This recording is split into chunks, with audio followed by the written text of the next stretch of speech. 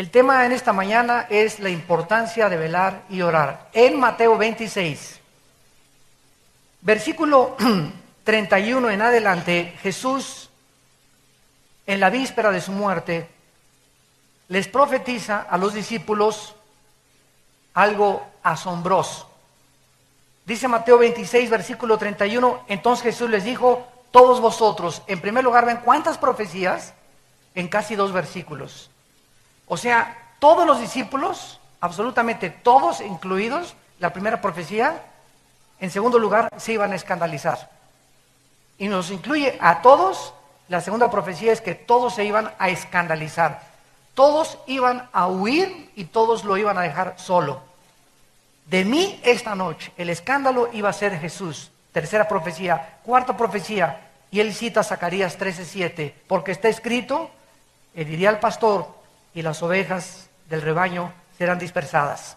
Jesús entonces comienza a preparar a los discípulos y a decirles, van a comenzar a desarrollarse una serie de eventos que ya estaban escritos, como Zacarías 13:7, que el pastor iba a ser herido y las ovejas se iban a dispersar, se iban a echar a correr los discípulos. Pero Jesús les dice, todavía en el versículo 32, otra profecía, pero después que haya resucitado. Él estaba absolutamente consciente de todo lo que iba a suceder. En su preconocimiento divino, Jesucristo sabía a qué horas lo iban a crucificar, qué día lo iban a arrestar, en qué momento lo iban a abandonar. Él estaba consciente absolutamente de todo lo que sucedía. Pero quiero decirles a ustedes que voy a resucitar. Y después de que resucite, dice el versículo 32, voy a ir delante de ustedes, o sea, me voy a adelantar a Galilea para que cuando ustedes lleguen a Galilea, yo ahí los voy a estar esperando resucitar. Respondiendo Pedro le dijo, aunque todos se escandalicen de ti, yo nunca me escandalizaré. Jesús le dijo, de cierto que esta noche, antes que el gallo cante, me negarás 3 veces. Pedro le dijo, aunque me sea necesario morir contigo, no te negaré. Todos los discípulos dijeron lo mismo. Hasta este momento todos ellos confiaban en la carne. Señor, yo voy a ser cristiano, yo nunca voy a cometer adulterio, yo ya no me vuelvo a emborrachar, ya no vuelvo a dejar de fumar, te prometo que voy a hacer esto para el siglo XXI y comenzamos a hacernos propuestas donde creemos que nuestra fuerza de voluntad es suficiente para poder caminar con Dios. Y muchas veces nos damos cuenta que estas proposiciones y estas propuestas que nos hicimos para caminar con Dios en un nuevo siglo que comienza, o a un nuevo mes, o una nueva semana, fallamos. Y que no somos capaces de cumplir lo que nosotros nos habíamos propuesto por desconocer el secreto que Cristo nos va a revelar. Hasta este momento todos dijeron, no, Señor, no, aquí nosotros no, vamos a morir contigo. Lejos sea de nosotros. Entonces, versículo 36. Llegó Jesús con ellos a un lugar que se llama Getsemaní. Y dijo a sus discípulos, siéntense aquí, entre tanto que voy allí y oro. Y tomando a Pedro y a los 2 hijos de Zebedeo, comenzó a entristecerse. Esta palabra en el griego, lupeo, que se tradujo entristecerse, significa ser afectado de una profunda tristeza o de un dolor del corazón indescriptible. Podemos decir, me siento triste que me dejó mi esposa, me siento triste que mi hijo esté caminando en malos pasos, me siento triste de la situación del país, pero esta tristeza que Jesús experimenta en Getsemaní rebasa todo lo imaginable de la tristeza que un ser humano puede atravesar. Así que si tú te sientes triste en esta mañana por algo o por alguien, hay alguien que se identifica contigo en esta tristeza. Y dice a continuación, y angustiarse de una forma sobrenatural. O sea, se tradujo en gran manera. Esta palabra ademoneo en el griego, que se tradujo angustiarse, significa inquietud profunda del alma. perturbación interior, depresión profunda. Lo que sucedió en la humanidad del Hijo de Dios en Getsemaní se puede solamente describir con dos palabras castellanas: tristeza y depresión. Tristeza y soledad. No hay otras palabras en el vocabulario para describirlas más que en el original griego.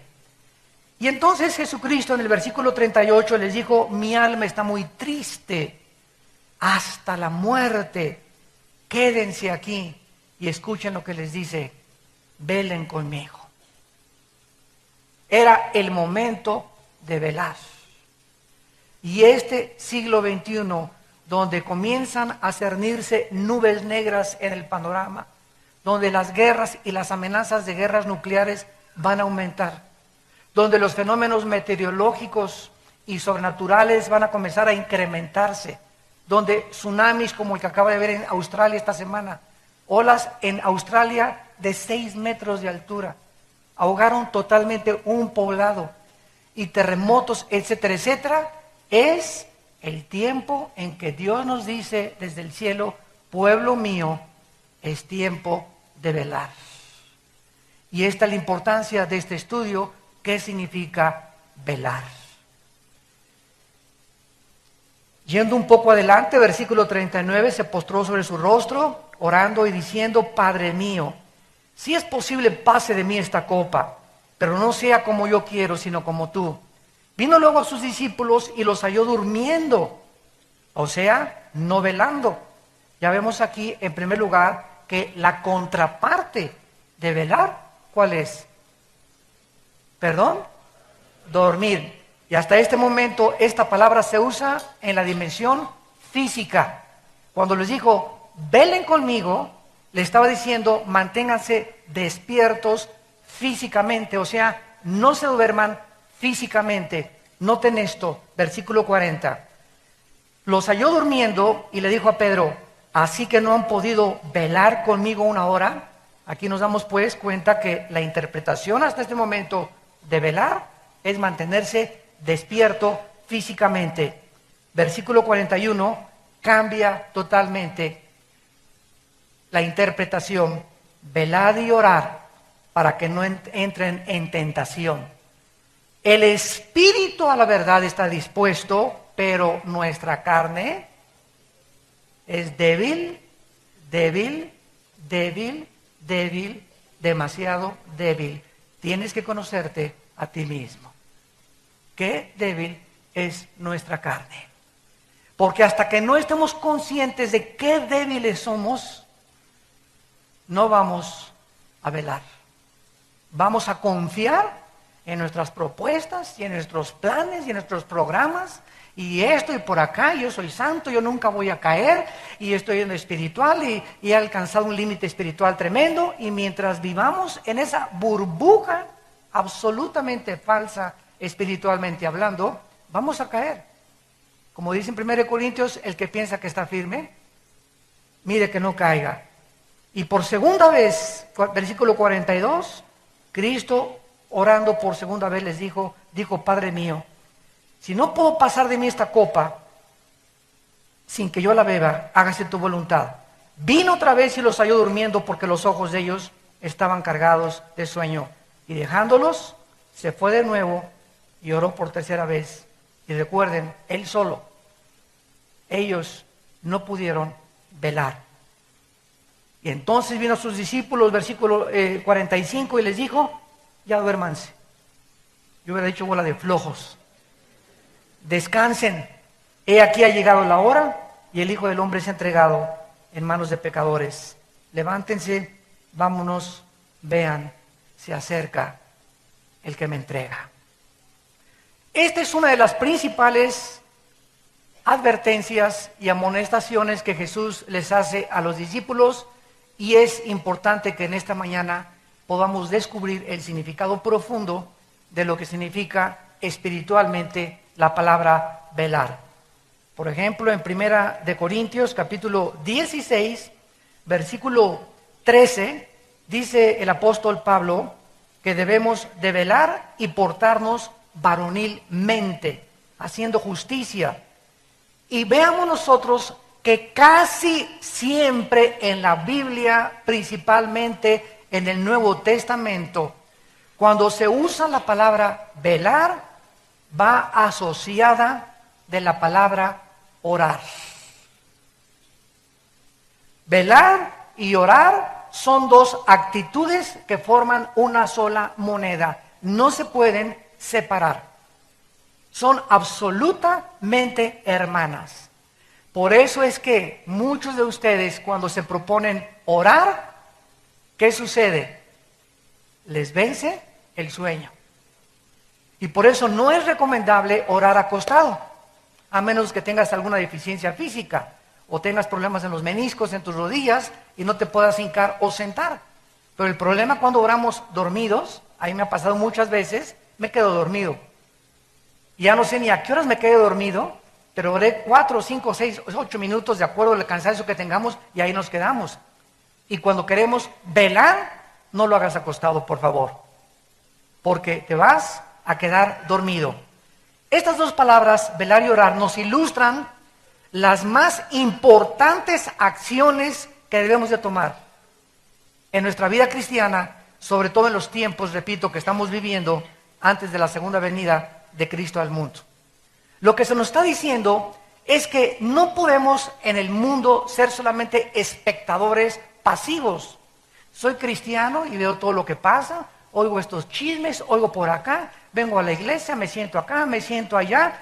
Entonces somos espectadores de un partido de fútbol sin tomar parte como jugadores, que es lo que Dios nos está diciendo, que no podemos seguir en el asiento el domingo solamente calentando aquí la banca y viniendo a oír la palabra y entre semana nunca hablas de Cristo a nadie.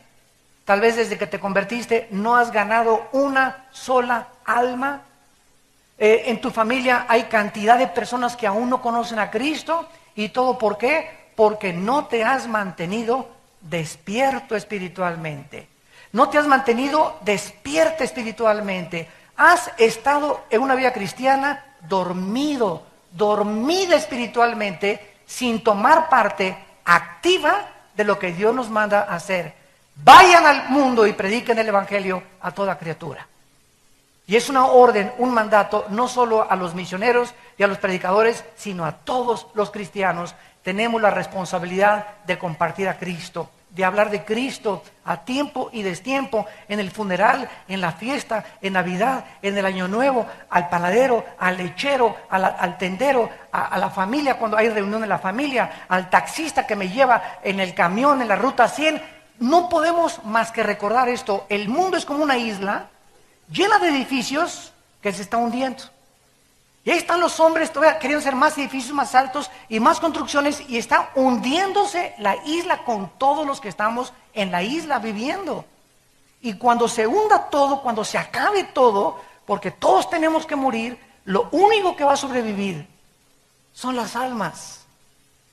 Las almas de tu abuelita, las almas de tu tío, no la de tu perro, la de tu primo, la de tu cuñado, la de la gente, de todas las personas que viven en el mundo. Es lo único que sobrevive. Todo se hunde, el mundo se va a acabar, va a haber cielos nuevos y nueva tierra. Nosotros vamos a sobrevivir.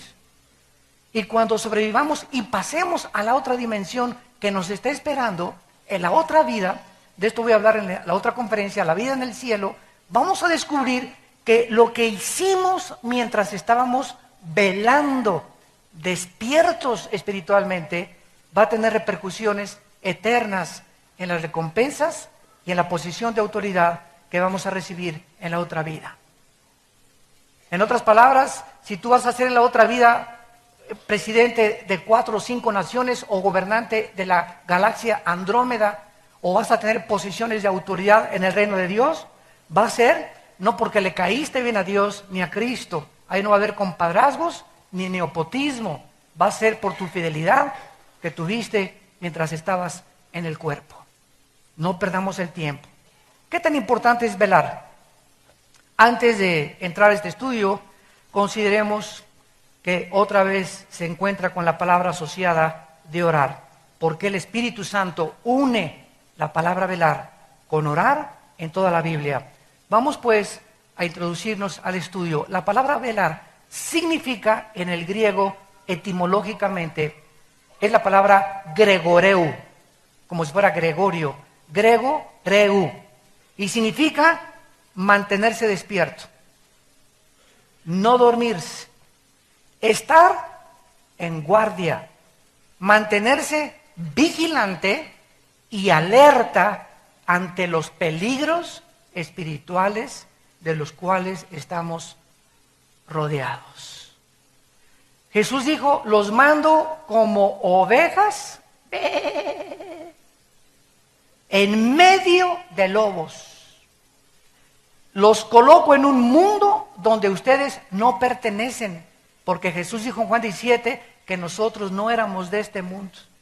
En el momento en que recibes a Jesucristo, somos trasladados, dice Gálatas, de un mundo espiritualmente, no geográficamente hablando, de un mundo espiritual de tinieblas, donde se nos abren los ojos y comenzamos a ver el mundo con los ojos del Espíritu Santo y de Dios, para ver cuáles son los verdaderos valores a lo que le debemos dar importancia y qué es realmente lo que se encuentra detrás de la fama, del dinero, del poder y de la popularidad del falsamente llamado conocimiento humano.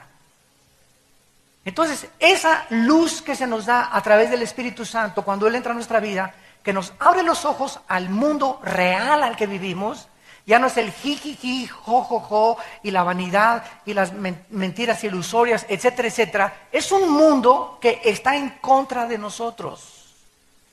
Es un mundo que se opone a este libro. Es un mundo que odia a Dios. El mundo que nos rodea es el que crucificó a Dios. Los pecados del mundo son los que crucificaron a Cristo en la cruz. Por eso vas a ser perseguido, malentendido, calumniado, chismeado, rechazado, perseguido, porque no pertenecemos a esta sociedad. Cuando dice Jesús que seamos santos porque Él es santo, significa sean separados. No hagas lo que el mundo hace, sepárate del mundo. No te digo que te vayas a un convento, ese fue el error de Roma. Agarrar y mandarlos al convento para creer que eso nos aísla del mundo. Si nos vamos a un convento, ¿cómo le vamos a predicar a la gente? Es absurdo, ¿verdad? Y lógico y racional. No, estamos en el mundo, pero no participemos de las obras del mundo. No hagamos lo que el mundo, las modas, la moral, no sigamos la corriente del mundo que no lleva por líder al Espíritu de Dios, sino a Satanás. Esto es lo que significa mantenerte alerta, darte cuenta que estamos rodeados de tentaciones. Y si no, camina por el periférico, espectaculares ya desnudos, ya en ropa interior, mujeres y hombres, por todos lados, burlas, prendes la televisión, vulgaridades, obscenidades, pornografía, ya hasta las caricaturas hay pornografía, prendes el internet, más de 25 millones de sitios pornográficos. Lo primero que yo hice ahora a mis hijos con los famosos iPhones es quitarles el internet a los niños. Tú no puedes a un niño entregarle una computadora, una laptop o un iPhone que tenga internet, porque le estás entregando peor que una arma. Lo estás entregando a un mundo donde él se mete y destruye su mente. Que mi esposo y yo le dijimos a nuestros hijos, ¿quieren internet? Aquí en la casa. ¿Quieres hacer tarea? Aquí en la casa y en mi oficina está el internet. Y ahí te metes y yo veo qué cosa estás haciendo. Pero tú no vas a traer internet en tu iPhone, ni en tu iPad, ni tampoco en los cientos de cosas cibernéticas que existen ahora. ¿Por qué? Porque es algo que los destruye a los niños y a los jóvenes. No se imaginan ustedes el daño que está haciendo internet con los millones de sitios de obscenidades y de barbaridades, de homosexualismo, lesbianismo, masoquismo, sadomasoquismo. Pueden meterse a la página que ellos quieran libremente, a un mundo que no existe, más que es el mundo que destruye las mentes y los corazones de la próxima generación. Y nosotros somos responsables de cuidar que nuestros hijos puedan meterse y estudiar y no meter en su mente cosas que los vayan a destruir. Entonces, esta palabra velar, mantenernos alertas, mantenernos despiertos, es la palabra que se usa para una persona que cuida un edificio. ¿Qué es un velador? Alguien que está velando. ¿Quién es un velador? Una persona que trabaja de las 11 a las 7 de la mañana, que es el turno que se llama de noche.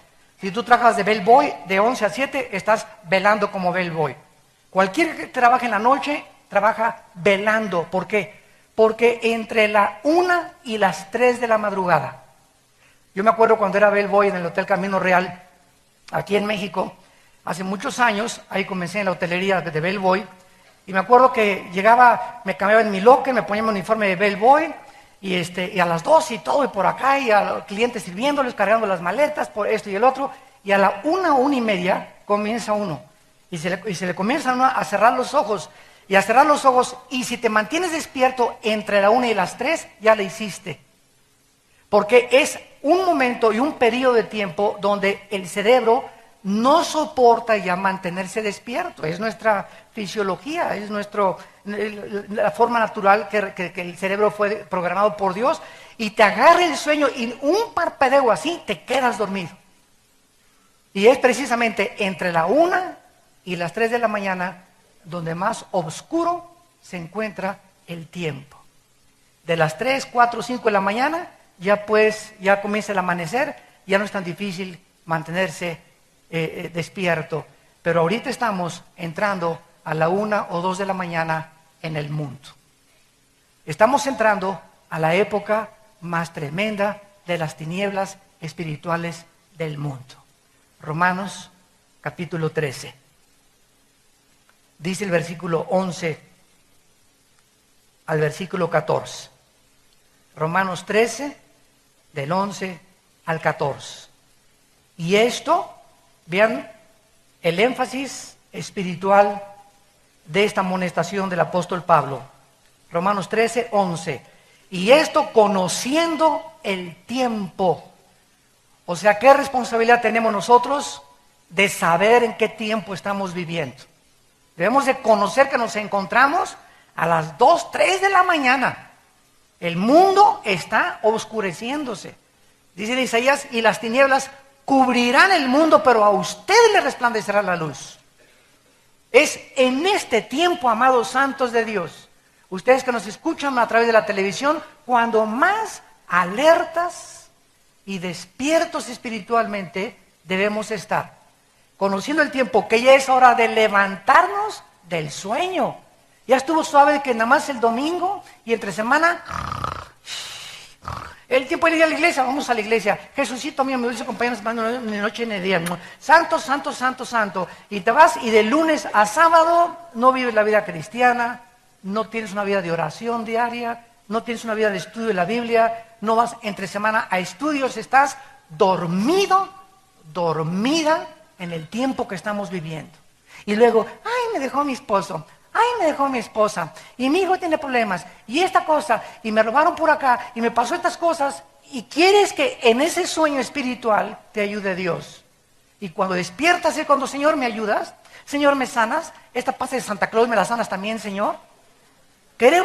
No queremos disciplina, no queremos someternos a la palabra de Dios, pero queremos que Dios sea nuestro siervo cuando lo necesitamos. Y esto no lo enseña la Biblia. Esto no lo encuentras en las Sagradas Escrituras. Levantémonos del sueño porque ahora está más cerca de nosotros nuestra salvación que cuando creímos. Y dice Pablo, la noche está avanzada. En otras palabras, él compara la vida cristiana con el día y la noche física. Así como el amanecer es a las 4 o 5 de la mañana y la peor hora es entre la 1 y las 3 de la mañana, físicamente hablando, estamos entrando en la peor época de la humanidad, la hora de las tinieblas. ¿Recuerdan cuando Jesús lo agarraron en Getsemaní y lo arrestaron? ¿Saben? ¿Recuerdan la palabra que dijo? Ahora es el tiempo de las tinieblas. El momento que crucificaron a Cristo, el mundo se cubrió de tinieblas. Fue la hora en la que Satanás tenía el permiso de Dios de cubrir el mundo de tinieblas. Y si hubiéramos tenido una pantalla que nos descubriera el mundo espiritual, en la cruz de Cristo hubiéramos visto que ahí en el aire estaba Satanás con todos los millones de ángeles, potestades, gobernantes de las tinieblas, ahí se reunieron en el monte Gólgota, alabío, alabao, alabim, bomba, le dimos, ra, ra, ra. Y estaban todos, el templo se rasgó, hubo un terremoto tremendo, y qué susto a los 3 días. Cuando él sale de entre los muertos y les dicen, ¿dónde está tu bio? Alabao, alabim, bomba. Aquí estoy, yo soy el que ustedes me echaron porras para morir, me rechazaron, me crucificaron, se burlaron, me escupieron, me calumniaron y yo no dije absolutamente nada. Ahora es el tiempo de la luz, de la resurrección de entre los muertos. Para que todos ustedes vean, para que todos ustedes sepan que así como ahora el mundo parece que se nos echa encima, y que por todos lados los demonios de la violencia, los crímenes, asaltos, secuestros, etcétera, etcétera, parece que Dios no está a cargo del mundo, ni soberanamente gobernando el universo, nosotros tengamos paz en nuestro corazón, porque estamos despiertos y sabemos que Él es el Señor, y el que habita al abrigo del Altísimo morará bajo la sombra del Omnipotente. Y diré yo a Jehová en esta época, mi castillo, mi Dios, mi esperanza, en quien confiaré. No tendré temor de nadie, ni del terror nocturno, ni de saeta que vuela de día, ni si me roban, ni mucho menos, porque mi alma está en las manos de mi Creador, de mi Señor, y nadie me puede tocar, ni a mi familia, más que con el permiso de mi Dios. Y caminas en este mundo de tinieblas, ya no así, y ya no quiero salir, lleno de temor, y deprimido, y agüitado, y el otro, y ya perdí el trabajo, ahora me voy contra mi esposa, ya perdí el trabajo, ya pierdes totalmente la brújula, te divorcias, y comienzas a hacer y a tomar decisiones totalmente irracionales, simplemente por algo, porque cuando Cristo te habló, no pusiste un fundamento en tu vida. Y cuando los vientos comenzaron a soplar contra tu vida, perdiste el trabajo, perdiste a tu esposa, perdiste a tu novio, perdiste a tú y el otro, y vinieron las aguas y los ríos a tu vida no estaba sobre la roca. Estabas dormido, en los últimos 5 años de tu vida cristiana, estabas dormido. Y cuando vino la adversidad, derrumbó tu vida. Y después de que derrumbó tu vida la adversidad, le echas la culpa a Dios. ¿Por qué muchas gentes, cuando viene la adversidad, reniegan de Dios y se alejan de Dios? Porque tú no puedes manifestar que tienes una fe verdadera hasta que cuando soplan los vientos contra tu vida, permaneces de pie. Solo los hombres y las mujeres que cuando la adversidad los visita, se mantienen firmes como Job. No entiendo por qué Dios me quitó mi casa, me quitó a mis hijos, me quitó mis propiedades. Yo no sé lo que está pasando en el universo. Job no tenía ni siquiera el Antiguo Testamento completo, pero yo sé que mi Redentor vive y aunque esta mi carne deshecha, he de ver a Dios y me purificaré y saldré más puro que el oro. No voy a entender, porque no me manda Dios entender las circunstancias, me manda creer en Él.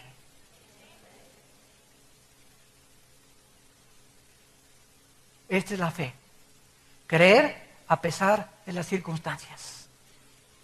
No sé lo que está pasando y me preguntas si yo tampoco sé, hermano, lo que te está pasando en tu vida.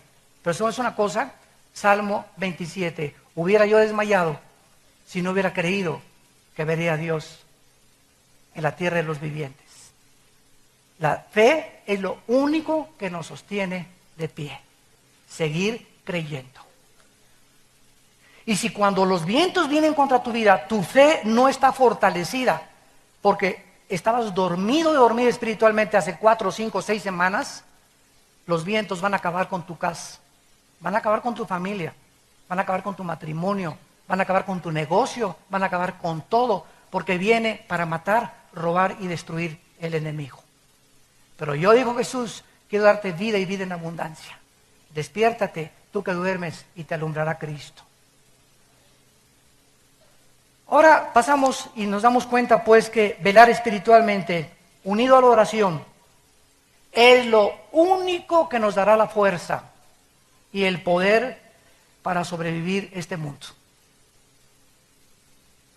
Es lo único que nos va a mantener de pie y aguantar los chubascos, las granizadas, las tormentas espirituales y físicas que se vienen sobre el mundo. Es lo único que te va a mantener, y aunque pierdas el trabajo, no va a faltarte la comida, no vas a pedir prestado, porque joven fui, dice el Salmo 37, y he envejecido. Y no he visto justo desamparado, ni su descendencia que mendigue el pan. Por cuanto has puesto en mí tu amor, dice el Señor, Salmo 91, y has confiado en mí, yo te libraré. Porque sabe Dios librar a los justos de la tribulación y darles el pan en el momento de la adversidad. Hijo mío, no te olvides de mi ley, y tus mandamientos estén en mi corazón, porque largura de días y de años y paz te aumentarán. Proverbios capítulo 3. Fíate de Jehová de todo tu corazón, no te apoyes en tu propia prudencia. Reconócelo en todos tus caminos y Él enderezará tus veredas. Teme a Jehová y apártate del mal, porque será como medicina a tu cuerpo, refrigerio a todos tus huesos. Honra a Jehová con tus primicias, con tu dinero, úsalo para la gloria de Dios, y nunca, dice el Señor, nunca te faltará, porque tú me honraste cuando tenías. Ahora que no tienes, acuérdate que no me honraste. No me eches la culpa, dice Dios, que no encuentres trabajo, porque cuando tenías trabajo no me honraste ni siquiera con tus diezmos. Y no es porque Dios lo necesite, simplemente porque es una manera de demostrar que confiamos y que nuestros intereses están en el reino de Dios. Solamente velando y orando podemos nosotros soportar los tiempos en que estamos viviendo. Mientras más cerca nos encontramos de Cristo, con más urgencia debemos despertar de nuestro sueño espiritual. Ahora, en segundo lugar, velar bíblicamente es mantener la mente alerta, porque aquí es donde todo absolutamente se desarrolla el campo de la batalla. La mente es el campo de la batalla entre el bien y entre el mal. Dios nos ha dado una mente maravillosa, no sé cuántos de ustedes ya lo descubrieron. Un niño de 6, 7 años de edad puede hablar 4 idiomas. Yo tengo un nieto ahorita, Max, el hijo de Moisés, mi hijo, que habla 3 idiomas, portugués, inglés y español a la perfección a los 7 años de edad. Su mamá es portuguesa o brasileña, ¿verdad? El inglés lo está aprendiendo en Estados Unidos y el español, pues papá le habla todo el día en español. 3 idiomas habla. Le hablas en portugués, este niño de 6 años te contesta en portugués. Le hablas en inglés, te contesta en inglés. Le hablas en español, te contesta en español. Tiene 6 años, ahora va a comenzar a aprender italiano. Hay niños de 10 años o de 12 años que se graduaron de la universidad. Hay personas como Stephen Hawking, que ahorita se considera el físico matemático ateo, por cierto, del mundo en Inglaterra, que le das una hoja con ecuaciones y solamente las ve 30 segundos y memoriza más de 30 ecuaciones en 30 segundos.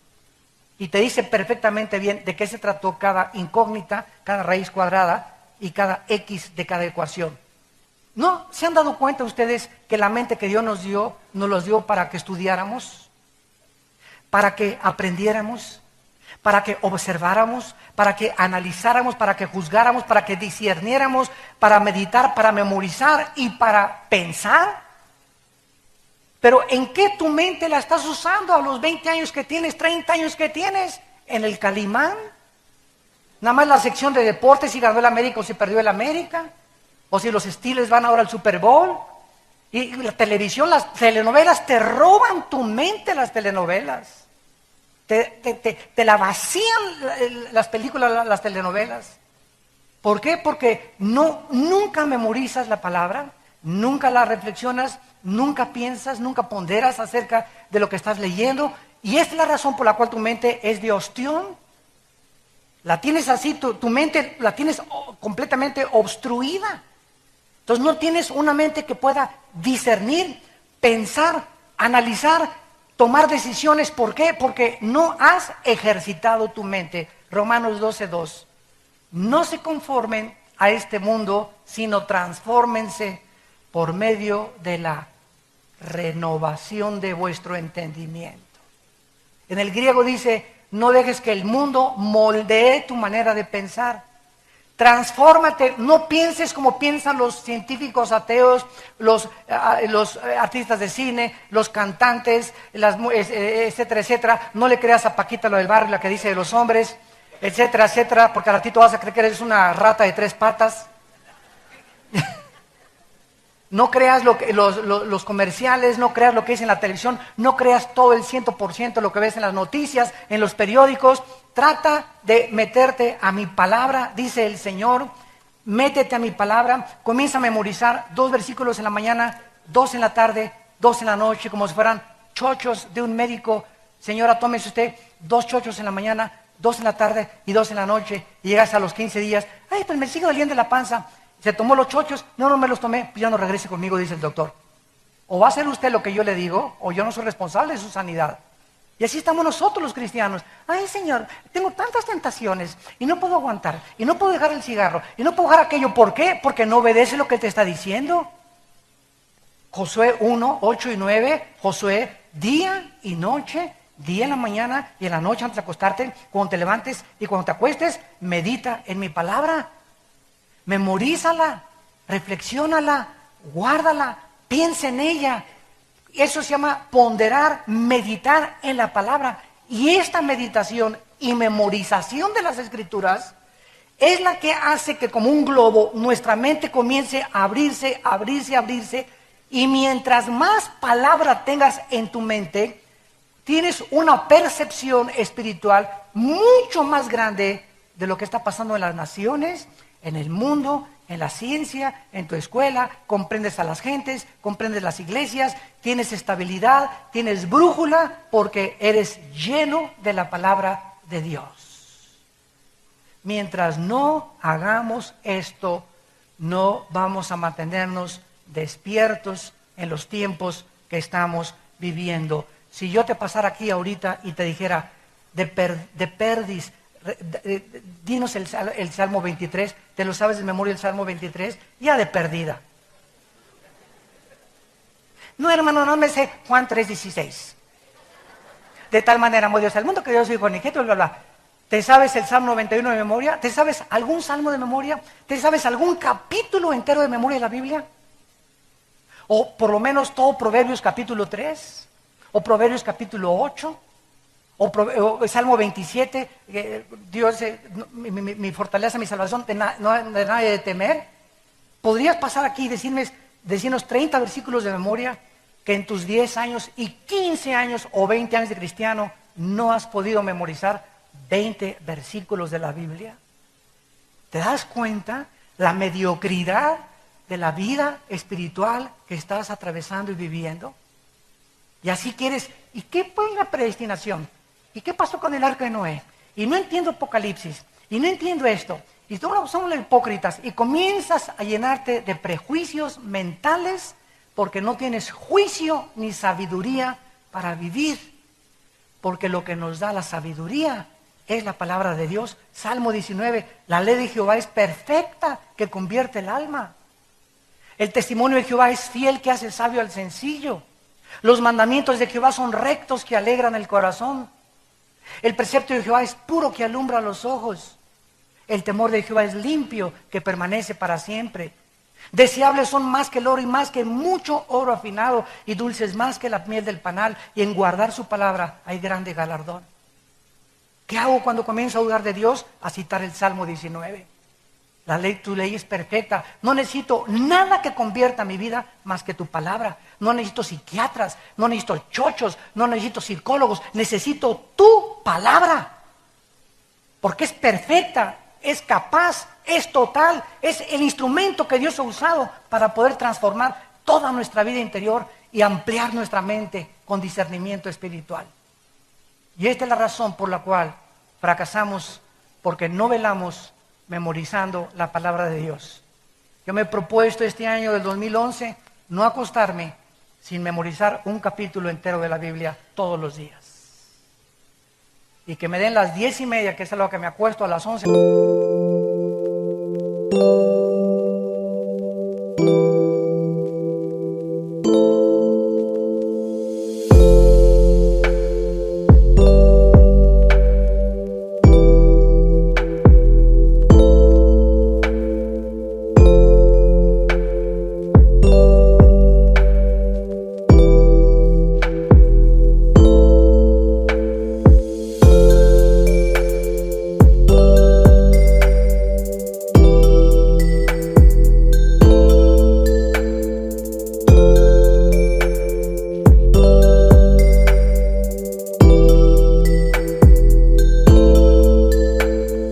más tardar, pues me acuesto a las 7 y me recojo a las 7 y no quiero hacer nada más que la palabra de Dios, vivir en la palabra, meditar la palabra, memorizar, pensar en ella, llenar mi corazón, las noticias de vez en cuando, ¿verdad? Porque es importante estar consciente de lo que está pasando en el mundo, y revistas también, Time Magazine y Newsweek y US News World, etcétera, etcétera, pero la prioridad es la palabra de Dios. Mientras tú no hagas esto, el sueño te va a ganar, te va a dominar, y como los discípulos cuando necesitaron estar con Cristo en la cruz, se echaron a correr, porque se durmieron en el momento de la prueba. ¿Qué pasó qué hubiera pasado si los discípulos no se hubieran dormido en Getsemaní? No hubieran abandonado a Jesús. Y Jesús murió solo con 3 mujeres al pie y Juan el único que se quedó con él. Y todos se fueron. ¿Qué pasa cuando nos dormimos? Comenzamos a negar a Dios. Comenzamos a abandonar a Dios. Comenzamos a creerle más al mundo y nuestros principios y convicciones comienzan a deshacerse como la niebla, porque no estamos llenos de toda la plenitud y el conocimiento de la palabra de Dios. En penúltimo lugar, dice la Biblia que al contrario de todas las religiones paganas, es muy significativo que el cristianismo está basado en mensajes escritos y hablados. No sé cuándo lo habías podido tú pensar. Mensajes escritos en la Biblia, porque el pueblo de Dios se llama el pueblo del libro. Así se nos llama, el pueblo del libro de la Biblia. Nuestro valor, nuestro fundamento es la Biblia, no mi razón, mi filosofía, ni Sartre, ni Darwin, ni Freud, ni Sagan. No, mis principios vienen de este libro. Somos el pueblo de la Biblia. Los mormones es la Biblia más Doctrinas y Convenios, más la Perla de Gran Precio. Los Testigos de Jehová, la Biblia más el Atalaya. El romanismo, la Biblia más las tradiciones de la iglesia, etcétera, etcétera, pero nosotros somos el pueblo del libro. Esta es la característica más importante del cristianismo, es la Biblia, nada más, no hay nada que quitarle, no hay nada que agregarle, es suficiente para nosotros este libro. En contraste, la mayor parte de las religiones paganas enfatizan imágenes, ídolos, símbolos y rituales, los cuales están comenzando a entrar al cristianismo. En lugar de que esto sea nuestro fundamento, ahora, vengo a oír una palabra de profecía. Vengo a que me diga si me voy a casar. Llegó un profeta y voy a oír para ver si a lo mejor voy a pasar al frente para que me diga, tú vas a ser el ungido de las naciones.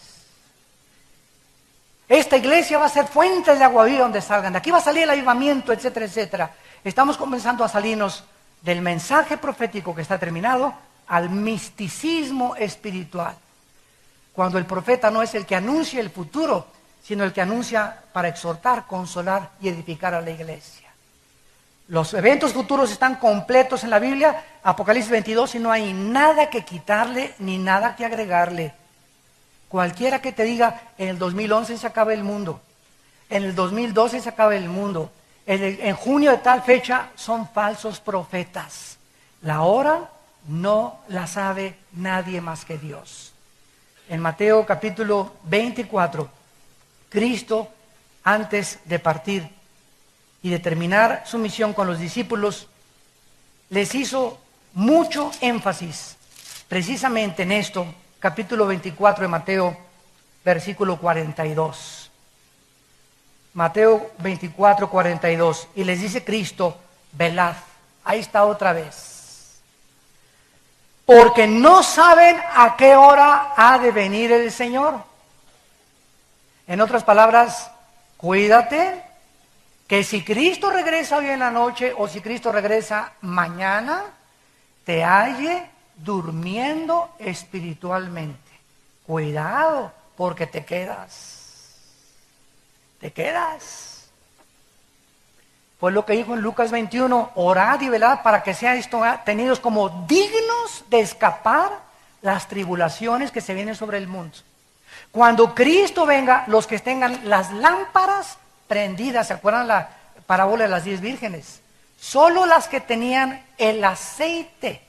O sea, muchos traían la Biblia es la lámpara, Pero si tú traes la lámpara a la Biblia sin el aceite, que es el Espíritu Santo, que es el que le da vida a la palabra, no mi mente, no mi razonamiento, sino que es el Espíritu dentro de mí lo que hace viva la palabra a mi espíritu. Si no tengo una relación con el Espíritu Santo viva, diaria y dinámica, porque estoy alerta y el Espíritu Santo tiene un instrumento a quien hablarle. Cuando venga Cristo, me va a hallar, sí, con la Biblia, aleluya, gloria a Dios, y viene el rapto, y de repente la mitad aquí del sur se quedaron en la iglesia. ¿Y los demás dónde están? Y entonces vas a caer de rodillas ahí en tu silla. Señor, tenían razón, ¿verdad? ¿Y por qué? ¿Por qué? Por tu negligencia y por tu incredulidad.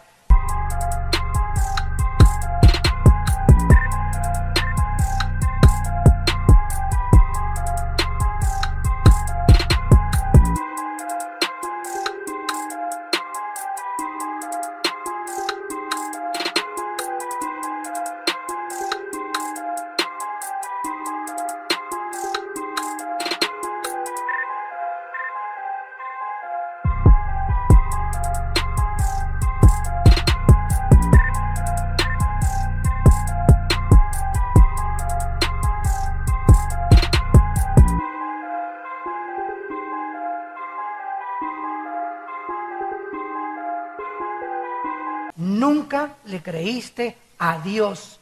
Y no me vengas a decir, Señor, Señor, porque te voy a decir, Mateo capítulo 7, nunca te conocí, nunca hiciste mi voluntad. ¿Cuál es su voluntad? Que velemos y oremos. Y continúa Jesús en el versículo 43, pero sepan esto, que si el padre de familia supiera a qué hora el ladrón habría de venir, velaría y no dejaría minar su casa. Tú vives en una casa y creo que si te dicen que hay ladrones afuera de la casa, serías un tonto de dejar las puertas abiertas. Nuestra vida debemos de cerrarla, porque estamos rodeados de ladrones espirituales, de espíritus demoníacos que quieren entrar a robarnos esto, la palabra de Dios. El diablo quiere sacarte esto y no se te va a aparecer en persona, te va a mandar a tu primo, a tu novio, a tu novia, a alguien de tu familia, a un amigo cercano, a meterte dudas, a meterte tentaciones, a jalarte hacia ellos, porque quiere sacar esto de tu vida, porque tu vida no está cerrada, no tiene candados, no has atesorado la palabra de Dios como lo más precioso que debemos de tener. Si no pongo candados en mi casa, se meten los ladrones.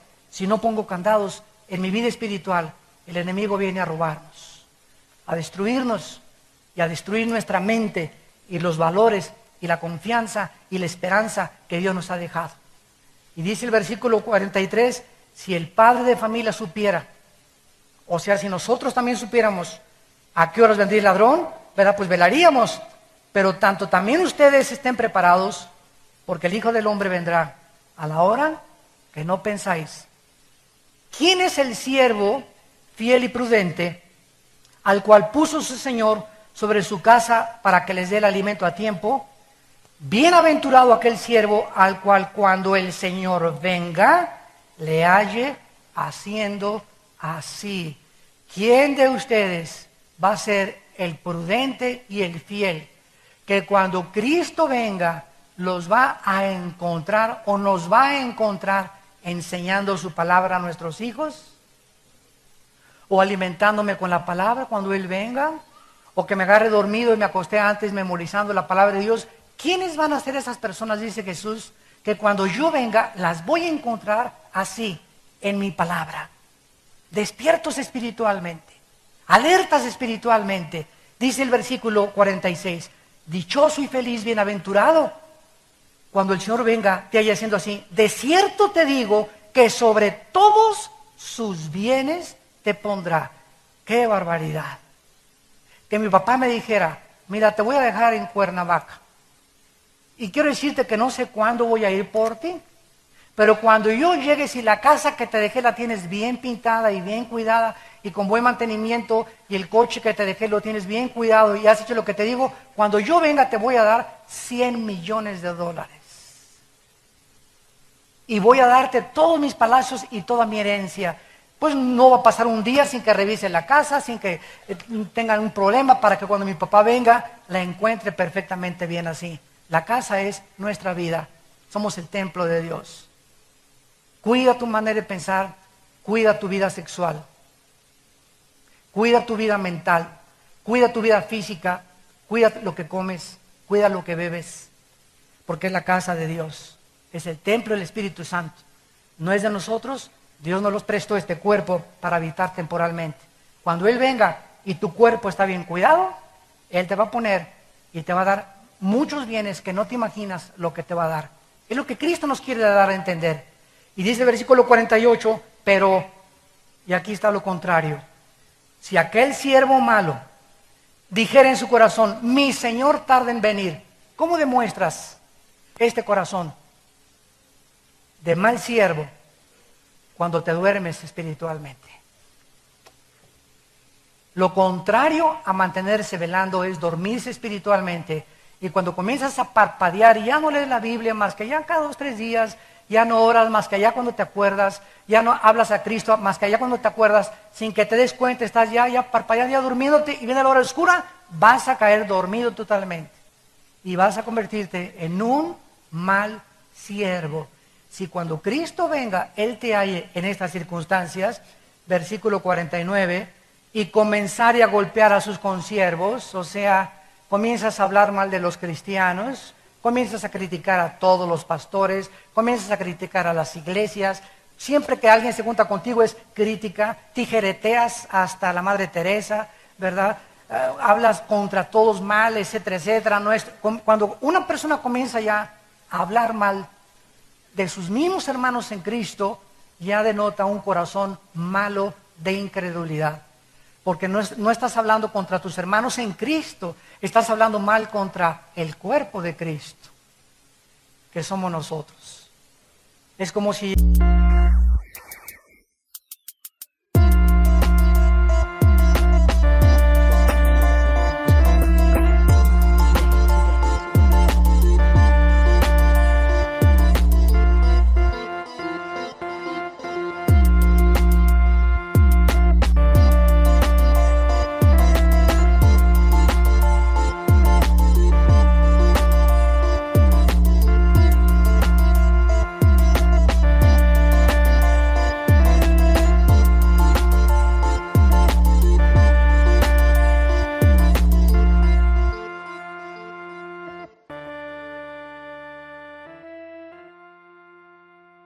llegas y le metieras un navajazo a un hermano. Y somos el cuerpo de Cristo, todos los cristianos, y se nos manda amarnos, se nos manda soportarnos, se nos manda perdonarnos como Él nos perdonó y nos aceptó desde la cruz. Si cuando Él venga te haya haciendo así y comiences a comer y a beber con los borrachos, que te halle ahí en la cantina a las 3 de la mañana, ¿verdad?, gritando viva Zapata con una de tequila de Don Julio. Versículo 50, vendrá el Señor de aquel siervo. Fíjate que les llama siervos a esas personas, o sea, se consideraban siervos de Dios. Estaban entre nosotros, militaban junto con nosotros, pero salieron de nosotros porque no eran de nosotros. Entonces no todos los llamados son escogidos, ni todos los que se dicen siervos son siervos de corazón recto con Dios. Vendrá el Señor de aquel siervo en el día que éste no espera y a la hora que no sabe, y lo castigará duramente. Pondrá su parte con los hipócritas. Allí será el lloro y el crujir de dientes. Amados santos de Dios, nos encontramos realmente en los últimos tiempos, no cabe la menor duda. Cristo nos manda mirar, estar atentos a todo. Cuídate, ¿verdad? Es como decía el otro día un pastor: oye, hermano, yo vi una muchacha guapísima, ¿verdad? Y digo, qué guapa muchacha, ¿verdad, hermano? Pero tienes tú la fuerza y voluntad para decir que el Espíritu Santo te da, ¿verdad? Ya la vi, está bonita, qué muchacho tan guapo, ahí muere. No es para ti, ni te vas a casar con ella tampoco. Tu esposa es a la que tú tienes que serle fiel. Y cuando una mujer viene y me dice: oiga, hermano pastor, quiero decirle que mi esposo, yo no puedo ser cristiana porque mi esposo me hace enojar a cada momento, yo le contesto, escuchen esto, los que ustedes son consejeros, dile a esta señora, Es una mentira que tu esposo te hizo enojar. Usted se enojó porque usted escogió enojarse. O sea, cuando yo digo, me hizo enojar, estoy diciendo, él tiene la culpa de mi enojo. No, yo me enojé, yo escogí enojarme, porque si yo escojo no enojarme a pesar de lo que me digan, es porque yo soy responsable de mi enojo. Pero no le digas, me hizo enojar. El diablo me hizo esto. ¿Por qué? Porque estamos evadiendo el sentido de responsabilidad que Dios nos ha dejado, de que somos responsables de nuestras actitudes y emociones. Me hizo enojar, no te hizo enojar, tú escogiste ser enojado. Me hizo emborracharme, espérame tantito, tú te emborrachaste porque tú escogiste emborracharte. Que mi novio me comenzó a dar, no te comenzó a dar, tú aceptaste que te comenzara a dar. Y tú dejaste que te manoseara y te embarazaste porque tú quisiste eso. No me vengas a mí con cuentos chinos. Nosotros determinamos a dónde llegamos y lo que queremos hacer. Así que no vengas, es que si yo tuviera una esposa más santa, hermano, que fuera como la Madre Teresa, de piadosa, y que me amara, etcétera, etcétera, pero mi esposa me impide yo ser el apóstol de Dios para las naciones. ¿Sabes una cosa?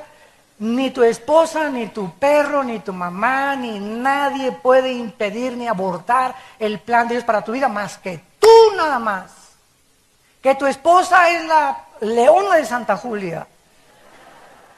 Ok, que siga siendo y que siga rugiendo, a ti no te llega. No digas, me contaminó, no, tú dejaste que te contaminara.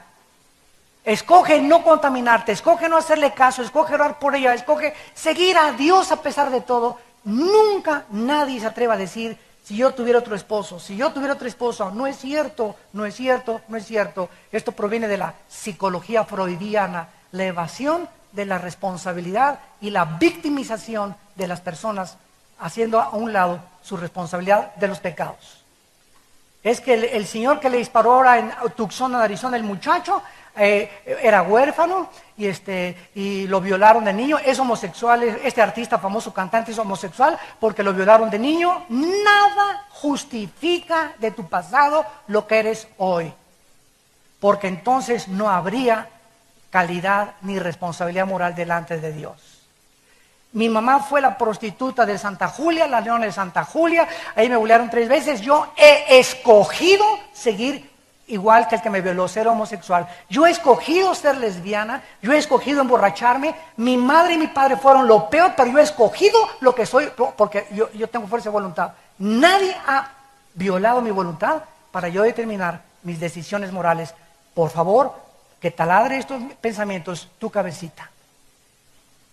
¿Quién es una persona madura? La que llega el momento y dice, yo soy lo que soy y no me parezco a nadie. Perdóname, señoras. Yo soy lo que soy porque yo lo he escogido y porque así he actuado libremente. Es cuando llegas a la madurez. Comenzó con Adán, la señora que me diste. Si no me hubieras dado a Eva, Señor, yo no hubiera comido el fruto. Ahí comenzó la evasión de la responsabilidad. Amados en Cristo, esto es lo que la Biblia nos enseña, que debemos de mantenernos atentos, velar, orar y perseverar en su obra. Constantes en el